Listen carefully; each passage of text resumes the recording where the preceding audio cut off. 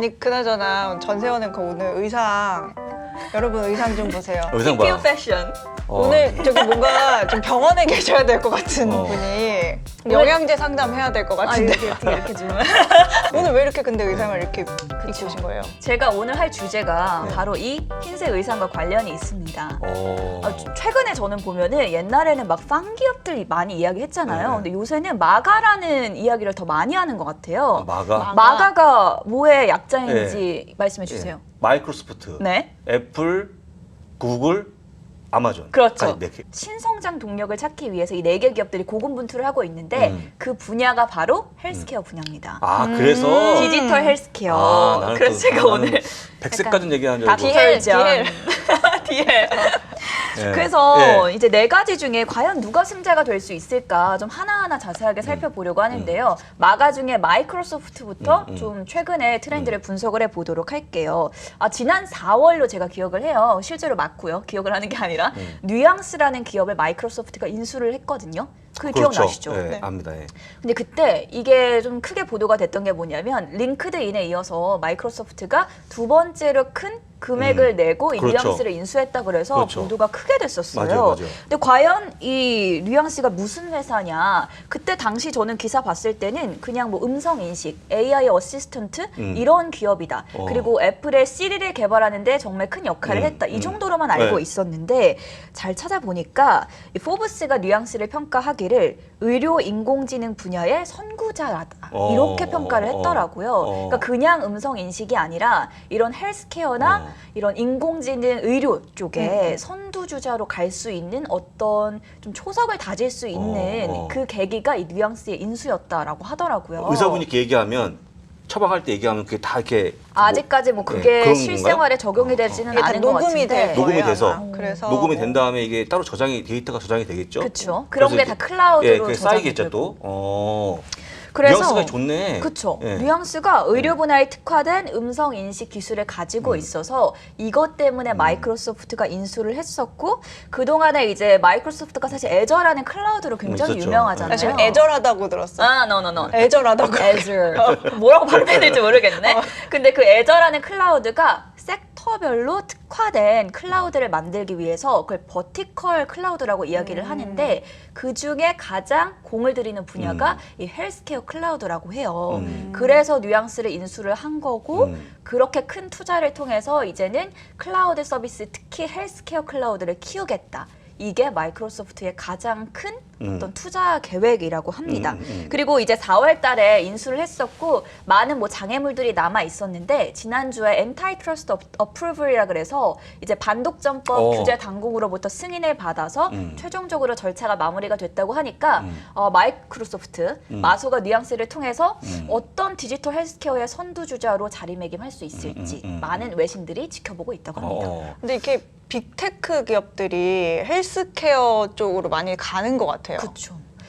진짜 근데 저는 마이크로소프트 사실 뉘앙스 그때 보도만 봤을 때는 그냥 AI 쪽으로 발전하려고 그런가 했구나 보다. 네. 이 정도로만 알고 있었는데 헬스케어가 앞으로 더 고성장할 거고 특히나 원격 의료 최근에 이제 뭐 코비드 19이라든지 이런 쪽을 통해서 언택트로 의료 기술을 발전시키려는 노력이 많다 보니까 그렇게 이래서 빅테크들이 여기에 좀 돈을 많이 투자를 하고 있는 것 같고요. 첫 번째가 마이크로소프트였죠. 두 번째는 뭘까요? 아마존인데요. 네. 사실 저는 개인적으로 이 4개 기업들 중에서 아마존이 가장 크게 좀 성공하지 않을까 예측을 하고 있어요. 왜냐하면 그동안의 노력을 보면 상당히 계획적입니다. 아마존이 2018년 6월에 온라인 약국 체인 업체인 필팩을 인수했어요. 네, 그렇죠. 약 2년이 지난 작년 가을 2020년 11월에 아마존 파머시를 출시를 했습니다. 아마존 그렇죠. 약국인 예, 거죠. 그렇습니다. 그래서 여기 안에 지금 필팩 서비스가 들어가 있다고 하는데요. 이제 의사에게 받은 처방전을 같이 이렇게 입수를 해서 정보를 입력을 한 다음에 약을 본인들이 구입해서 집으로 배송을 해줍니다. 그렇죠. 그러니까 아마존 딜리버리 서비스 같은 게 그렇죠. 이제는 약국으로 확대가 된 거죠. 그래서 소비자 쪽에서는 내가 약국을 직접 방문하지 않아도 그냥 서비스 애플리케이션이나 웹사이트를 통해서 정보만 입력을 하면 집으로 배송받을 수 있으니까 수고로움을 덜하고 특히나 최근 같은 시기에 밖에 안 돌아다니고 위험했으니까 그동안에는 그렇죠. 그래서 아마존이 2020년 11월에 이 아마존 파머시 출범을 통해서 또 얘네는 언택트 의료를 그렇죠. 확대시켜 나가겠다. 이렇게 이- 호언장담을 이게 하고 정말 있어요. 괜찮은 거가 제가 그 미국에 있었을 때 뭐 병원에 뭐 자주 가진 않았지만 병원에 이렇게 간다는 게 우리가 생각하는 일부러 그냥 동네 의원에 이렇게 가는 게 쉽지가 않아요. 그리고 아, 그래요? 예약을 해도 한참 걸려요. 맞아요. 정말 맞아요. 한참 걸려요. 뭐 피부과 질환 같은 경우에는 정말 오래 기다려야 되는데 저는 학교 병원이라서 조금 뭐 빨랐을 수도 있지만 보통 이제 거주하시는 분들은 이렇게 진료를 자기의 퍼스널 닥터가 있어요. 정말 뭐 위급한 그 상황 큰 병원이 아니면 그 닥터한테 그 처방전을 받거나 아니면 뭐 처방전이 예를 들어서 약국으로 이렇게 바로 쏴진다거나 이렇게 하면 뭐 우리가 아는 월그린이나 CVS 같은 그런 그 약국으로 이렇게 가요. 가면은 또 줄이 쫙 서 있어요. 뭐 요즘에는 그냥 그 드라이빙 트루가 있기는 한데 거의 한 20분, 30분은 기다려야 되는 약 것 하나 같아요. 사는데. 네, 그리고 이 약이 필팩이라고 했는데 우리는 그게 너무 흔해. 그러니까 약국에서 이렇게 얇은 비닐에 알약 그 들어있고. 아침, 점심, 저녁 이렇게 싸주잖아요. 그리고 약국 봉투에 무슨 약은 어디에 효능이 있고 무슨 약은 어디에 몇 그램 이렇게 돼 있는데 미국은 그 주황색 약병 있죠. 이 약병 한 요 정도 요만큼 되는 약병을 일일이 다 나눠서 줘요.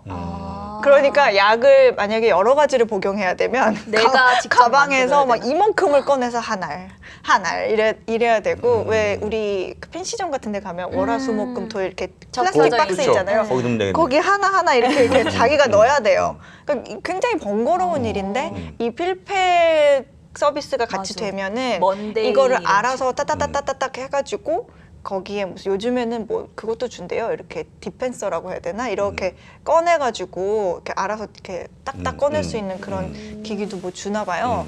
그러니까 이게 이 미국 사람들한테는 굉장히 어떻게 보면 혁신적인 그렇겠네요. 서비스인 거죠. 우리나라한테는 너무 기본적인 서비스들이 미국에서는 상당히 불편함이 많았다 보니까 네. 그렇죠. 근데 한국은 이거 서비스 못 할 것 같아요. 아무래도 한국은 규제가 못할 많죠. 것 같아요. 달라요. 규제가 많을 많이 것 같아서 다르기 못하는데 때문에. 전 너무 하고 싶어요 이거. 제가 이제 엊그저께도 약을 타왔는데 네. 매일 듣는 얘기 있잖아요. 살 좀 빼면 혈압약을 하나만 더 빼도 되는데 이 약을 근데 그 얘기 매일 들어. 매번 갈 때마다. 아니 근데 갈 매일 때마다. 들으시면서 왜 안 빼세요? 아 이제 그거는 똑같은 제가 정확히 얘기합니다. 네. 담배 피우는 분들 앞에 가셔갖고 왜 담배 못 끊으세요? 담배 끊고 마음이 있냐고 다 마음이 있다고 그래요. 못 끊거든요. 똑같습니다. 다들 예, 그런 있죠. 마음은 다 마음이 있지만 여러 가지 일도 많고 스트레스 많고 근데 중요한 게 뭐냐면 듣기 싫은 거야 이제 짜증나 막 그런 게 안 하고 그냥 툭 주면 좋은데 뭐 참 하잖아요. 뭐 살도 좀 빼야 되고 요즘에 운동 안 하시죠 하면서 막 계속 하는 거. 내가 그럼 막 그 듣고 잔소리 듣고 하는 거를 안 할 수 있잖아 이거. 그렇죠. 온라인으로 그냥 하면은, 가면 되잖아. 네. 아 한국은 안 될 것 같아 근데. 그러니까 규제가 너무 심해갖고. 맞아요. 미국은 네, 미국은 이렇게 이제 한 번 예. 진료를 받으면 예. 나중에 약이 떨어지잖아요. 근데 증상이 같으면 전화해서 예. 처방전 그걸로 또 한 번 아. 받게 해주세요 하면 그 리필이 돼요. 부럽네 부러워. 이게 아마존 이 의료 서비스에서도 가능하다 그러더라고요. 한번 내가 처방전을 입력을 해두면 그거를 똑같이 또 약을 네. 계속 이제 딜리버리가 되니까 그게 되게 유용하다고. 대박이네. 그럼 이제 아마존 프라임 회원이 2억 명인데 그 그분들 사람들만 이용할 수, 사용해도 그만 사용해도 어디예요? 근데 원래도 되는데 그걸 아마존이 그러니까 같이 산다는 게 해주겠다는 거죠. 그렇죠. 온라인으로 이렇게 하니까 훨씬 편리성이 많고 또 최근에 나왔던 이슈 중에 지난주에 나왔던 이슈인데요. 아마존이 이제 올해 들어서 헬스케어 사업을 더욱더 박차를 가하고 있는데 아마존 케어 서비스라는 거를 확대하겠다고 밝혔다고 해요. 그래서 지난주에 이제 이름이 웃겨요. 바박 파비즈. 웃기다고 해서 죄송해요. 바박 바바박?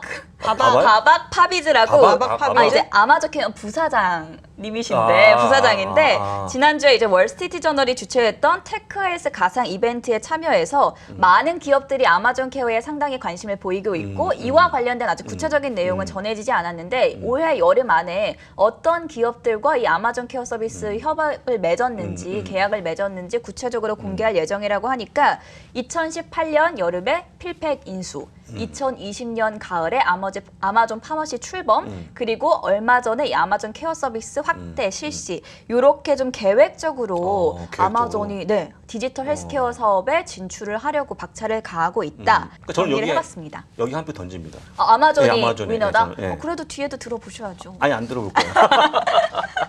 저희가 지금 마가 중에 마이크로소프트, 아마존 살펴봤으니까 네, G, 네, G. 구글을 확인해 구글, 볼게요. 네. 구글이 핏빛. 2019년 11월 구글 헬스케어 산업 전반에 이용되는 데이터를 모으기 위해서 음. 핏빛을 인수했다고 하고요. 왜냐면 그 당시까지만 하더라도 애플워치나 별로 그렇게 상용화되지 않으면서 핏빛이 가장 점유율이 높았다고 해요. 그래요. 네, 맞아요. 데이터도 가장 많았고 그래서 이 인수가 정말 획기적인 한 선을 그었다라고 평가를 할 수가 있는데 구글은 이제 장점이라고 꼽히는 게 R&D를 굉장히 많이 투자를 하고 좀 고도의 정밀 의학 있죠. 네. 그러니까 우리가 소비자들이 쉽게 막 하는 그런 뭐 약국이라든지 이런 서비스보다는 네. 오히려 굉장히 고밀도의 정밀 의학 쪽으로 빅데이터라든지 클라우드 서비스를 통해서 얻는 정보들이 굉장히 고품격이라고 해요. 그래서 이런 분야 쪽으로 좀 특화된 디지털 헬스케어 산업을 벌이고 있다. 근데 제가 보기에 가장 아쉬운 게 바로 구글이에요. 구글이 정말 저는 네. 개인적으로 헬스케어 쪽에 왕자가 될 수 있는데 자기의 어떤 특장점을 못 살리는 것 같아요. 나는. 오, 왜냐하면 장점이 뭔데요? 구글은 빅데이터? 모든 데이터 다 갖고 있어요. 그렇죠. 여러분 한번 보세요. 미국 사람들 예를 드는 겁니다. 만약에 내가 코로나 걸린 것 같아. 어디 가서 검색하겠습니까? 구글. 뭐 열나, 뭐 몸이 아파, 칠 거 아니에요. 그쵸. 그럼 모든 데를 다 갖고 있는 게 구글이거든요. 실제 지카 바이러스를 그 어떤 뭐 병이 나왔을 때 그 파트너십 매저가 가장 활동했던 게 바로 구글이었어요. 왜냐면 지카 바이러스는 모든 내용을 다 다 보내줬거든요. 그렇죠. 이런 증상이 나오더라, 이런 지역에서 발생하더라, 나이가 이렇더라, 이렇게 볼 수 있는 그런 모든 데이터를 보유하고 있음에도 불구하고 제가 보기에 구글이 이게 좀 뭔가 빛을 못 발한다는 거는 뭔가 이 데이터를 가지고 활용 못하는 거가 아닌가? 아니면 이 데이터를 활용 못하게 어떤 규제가 있는 건가? 생각이 들 정도까지 모든 질병에 대한 데이터가 다 있을 텐데 이걸 왜 못 그걸 잘 살리고 활용을 못하나? 활용 못할까?라는 거죠. 그래서 일단 제가 보기에는 핏빛은 또 그걸 해결할 수 없는 회사다 보니까 도대체 뭘 하려고 하는 건지 약간 그런 생각이 있어요. 뭘 하고 싶은 거지? 이런 거? 예, 아깝죠.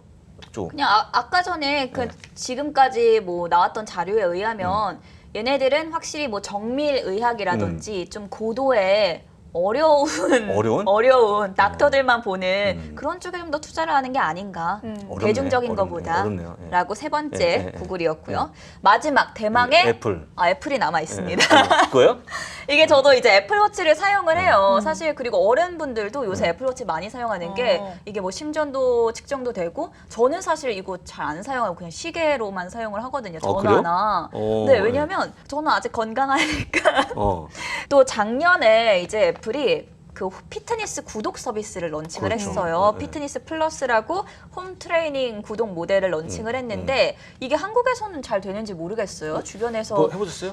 전 안 해봤어요. 음. 이거를 굳이 돈을 내고 해야 되나 저는 그렇게. 그 이거 왜 샀어요? 그러니까. 이건 이제 선물 받았습니다. 아. 좀 약간 간지용으로 아, 선물 받은 거고 아. 우리가 또 홈 트레이닝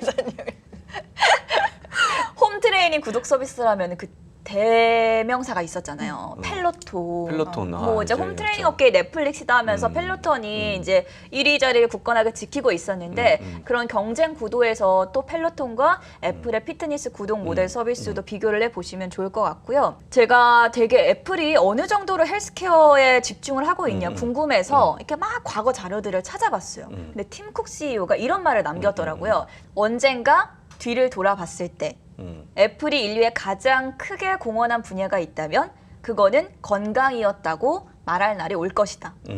그게 저는 굉장히 인상적이었던 게 애플이 정말 많은 서비스를 하고 있잖아요. 뭐 아이폰뿐만이 아니라 이런 하드웨어 제품들, 소프트웨어 제품들, 서비스 다 그 중에서도 우리는 건강에 가장 큰 공헌을 할 것이다라고 자기는 장담한다. 이게 2019년도에 이제 말한 내용이었는데 그 이후로 실제로 뭐 애플이 애플 클리닉이라든지 애플 닥터라든지 애플 워치를 통한 다양한 의료 서비스들을 런칭을 하고 있고 아직 애플 쪽에서 이제 확실하게 대답을 하지는 않았지만 건강 관리 앱인 헬스 헤빗 출시하려고 한대요. 근데 이게 내부 관계자들한테만 우선 출시가 됐었대요. 애플 이제 내부 관계자들을 대상으로 헬스 헤빗이라는 앱이 출시가 됐는데 안타깝게도 이용률은 저조하다고 하니까 우리 애까지 대중한테까지 풀릴지는 잘 모르겠지만 이렇게 팀 쿡이 우리는 헬스케어 분야에 가장 큰 공헌을 하게 될 것이다라고 언급을 한 만큼 그 이후에 이제 족적을 봤을 때 확실히 애플도 어떤 디지털 헬스케어에 친근하게 다가가기 위해서 노력을 하고 있지 않나. 그리고 저는 개인적으로 이 애플워치 저도 막 건강 쪽으로 사용을 하진 않지만 정말 뭐 고령의 환자들이라든지 어떤 질병을 가지고 있는 분이라면은 이거가 나만의 주치의가 될 수 있지 않을까라고 생각을 하고 있어서 본부장님 뭐 어떻게 하나 사드릴까요? 아니, 왜 나는 안 물어봐줘요. 여기는 이제 언니도 내가 아파. 받아야 돼. 아 잠깐만. 언니도 아파. 여기도 좀 사준다고 얘기해. 왜 나한테 사준다고 그래. 근데 솔직히 애플은 좀 약간 실망해요. 아 그래요? 왜냐면 애플은 저는 혜택이 없잖아요. 저는 예? 갤럭시 쓰고 있으니까. 세상을 쪼개잖아요. 애플 폰을 갖고 있는 그쵸. 분과 그렇지 않은 분들은. 양극화를 네, 시킨다. 그러니까 다른 것들은 지금 이제 그게 없잖아요. 물론 아마존도 역시 뭐 프라임 회원들한테 뭔가 가겠지만 뭔가 선을 나눠놨어. 솔직히 저는 개인적으로 애플 너무 좋아하지만 네. 우리 애들은 다 애플폰 사줬거든요. 저는 이제 일하다 보니까 이게 안 되는 게 많아요. 그쵸. 뭐 HTS도 안 되고 해서 그냥 쓰고 있는데 이건 다 먼 얘기잖아요. 먼 얘기고 저도 애플 뮤직이 너무 좋아갖고 돈을 내고 듣고 있지만 너무 좋은데 이걸 못 한다는 거. 그러니까 진입 장벽 예, 자체가 너무 높은 거죠. 아예 갈려지는 거죠. 사는 순간 갤럭시 폰을 사면 아예 못 뜨는 거죠. 못 하는 거잖아요. 그게 좀 아쉬움이 있어요. 근데 아이패드를 사면 되지 않아요? 그러니까 사실 그렇게 되면은 모든 아닌가요? 애플 제품을 이게 다 연동이 안 사게끔 되잖아요. 연동이 안 되죠. 다 되니까. 연동이 돼 있죠. 그래서 안 되기 때문에 뭔가 좀 이렇게 그런 장벽 없이 누구나 할 수 있는 그런 서비스가 나오면 좋을 것 애플워치 같다. 하나만 해도 만족할 네. 수 있는. 근데 그렇죠. 이거는 사실 모든 인프라를 다 갖췄을 때 가장 좀 편리한 제품이다 보니까 그렇죠. 그런 불편함이 있을 뭐 수 있죠. 텔라닥이나 이런 것처럼 원격 의료하고 있는데 그건 뭐 제한이 없잖아요. 네. 뭐 그런 쪽으로 가면 더욱 좋은 것 같은데 약간 이 기계에 너무 이렇게 국한된 거 하다 보니까 저는 못 한다는 거. 저도 얼마나 혈압을 재고 싶겠어요. 혈압 몇인지. 뭐. 근데 본부장이 그냥 답정 넣은 것 같아요. 어차피 야, 뭐 우리 빨리 끝내야겠다. 지금 안 좋으시다. 빨리 끝내. 어차피 답은 아마존이었어.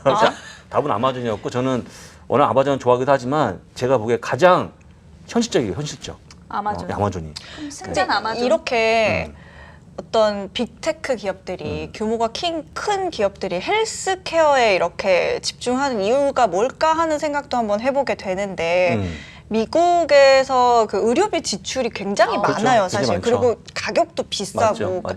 제가 정확하게는 기억이 안 나는데 아마 GDP의 거의 10% 넘게가 의료비를 차지할 거예요. 그러니까 뭐 예를 들어서 우리가 100만 원을 번다 그러면 10만 원 넘게 의료비로 나가는 거예요. 그렇죠. 네.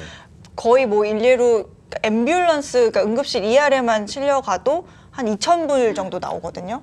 그러니까 2,000 불이요? 아프지도 네. 못하겠네. 그러니까 한번 이 시간이 될지 모르겠는데 알아서 편집하시는데 지금은 많이 뭐 나아지긴 했는데 아직도 보험이 좀 부족한 맞아요. 부분이 많아서 뭐 약값도 천차만별이에요. 그러니까 이런 거 그리고 진료비 그리고 아무래도 땅덩이가 넓다 보니까 우리처럼 그렇게 쉽게 의사를 만날 수 있지가 못하기 때문에 이런 원격 의료 시장이 아직 열려 있는 거죠. 이 지출되는 비용에 비해서 디지털 헬스케어나 원격 의료 시장이 아직은 굉장히 작은 파이를 차지하고 있기 때문에 이 빅테크 기업들이 조금 먼저 선점을 하려고 그렇죠. 그러지 않을까 이런 생각도 맞아요. 해봐요. 근데 우리가 이걸 일일이 보고 투자하지 못했을 때 디지털 헬스케어를 좀 모아놓은 ETF도 있겠죠? 있죠. 예. 그 그런 말씀하셨죠. 것도 한번 찾아봐도 H텍, 그런 게 있어요. HTEC 있어요. HTEC. 헬스텍이라고 해서 줄여갖고 이제 헬스텍? ETF가 있어요. 근데 뭐 만약에 내가 이 말씀을 이해한 다음에 딱 투자하기 제일 쉬운 ETF니까 그걸로 가져가시면 아마 큰 문제 없이 운영이 가능한 겁니다. 예. 제가 사실 여쭤보고 싶었어요. 지금 제가 저한테 갑자기 물어보신 거잖아요. 짜고 한 게 아니죠. 네. H텍은 정말 유명한 많이 구매하고 있는 그런 ETF입니다. 예. 그러니까 말씀한 이런 거 다 포함하고 있는 거라서 거의 정의버가 되게 톡 찌르 엔터 탁 치면 바로 나와주시고. 주가 별로 안 좋네요. 그래요? 그러니까 요즘에 아직까지는 꿈과 희망만 있고 아직까지 갈 길이 멀다. 지금은 아닌 것 같아요, 소장님.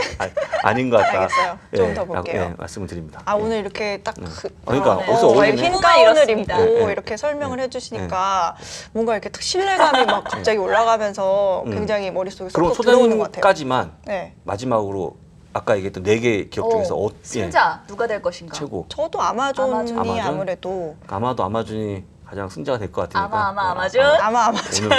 오늘 한번 관심 있게 보면 좋을 것 같고요. 이번 주 네. 올라가지 않을까? 네. 예.